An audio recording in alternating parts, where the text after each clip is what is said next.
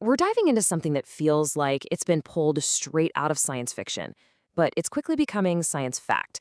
We're talking about AI that's getting powerful enough to not just understand the human brain, but maybe, just maybe, to rewrite the one thing we think of as ours and ours alone, our memories. So let's just start with a really big question right out of the gate. Think about it. If your entire life story isn't set in stone, if someone or something could manipulate it from the outside, how could you ever trust your own mind again? How would you even know who you are? To even begin to understand how AI could get inside our heads, we have to face a pretty surprising truth about ourselves. Turns out, our memory is not at all what we think it is. We all kind of imagine our memory works like a perfect video camera, just hitting playback on events. But neuroscience tells us that's completely wrong.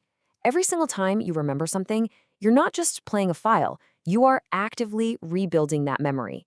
And that process, that reconstruction, is what makes it surprisingly easy to change. And this leads to this wild, well-documented thing called a false memory. It's not a glitch in our system. It's literally a feature of how our brains are wired. People can be made to remember things with total and complete confidence that never, ever happened. And that malleability, that's the crack in the door that technology is about to walk through. So, okay, our memories are naturally a bit flimsy. What's the new ingredient in all this? Technology, of course. Let's take a look at how AI is building a direct bridge into our brains and actually learning to speak the language of our neurons. The key breakthrough here is a totally new kind of AI called a brain foundation model. Honestly, the best way to think about it is like ChatGPT for your brain. Seriously. But instead of reading text from the internet, it reads the live electrical signals zipping around your head, learning to decode your thoughts, your feelings, your intentions, all in real time. And the promise of this tech, when you hook it up to brain-computer interfaces, it is incredible. We're talking about thought-controlled prosthetic limbs, brand new ways to diagnose awful brain disorders, even controlling technology just by thinking about it. The potential to help people here is absolutely enormous. But, and you knew there was a but coming, there's a really dark side to this miracle technology. That same intimate access that makes all these breakthroughs possible also opens up some profound risks. If an AI can read your subconscious signals, what's to stop it from influencing your decisions or exploiting you without you ever even realizing it? So this isn't just some vague, far-off threat. Researchers are already on it, mapping out exactly how this could work. Let's look at the actual blueprint for how you would go about manipulating a specific memory. And this right here is the blueprint.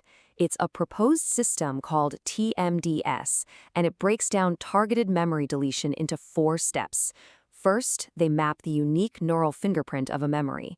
Step 2, they make you recall that memory, which makes it unstable and fragile. Third, while it's in that fragile state, they use technology to stop it from being resaved. And finally, step 4, they check to make sure it's actually gone. It's a precise, almost surgical approach to editing your mind. And it's not just about hitting delete either. It's about total management. You've got systems like Memos being designed to give AI a structured, editable memory. Think of it like an operating system for its own mind. It can organize, update, even rewrite information on the fly. And this isn't just a model for AI, it's a potential roadmap for how our own biological memories could one day be controlled. Which brings us to the most profound consequence of all of this.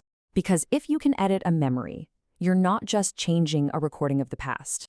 You are fundamentally altering the very foundation of who a person is. Philosophers have been saying this for decades.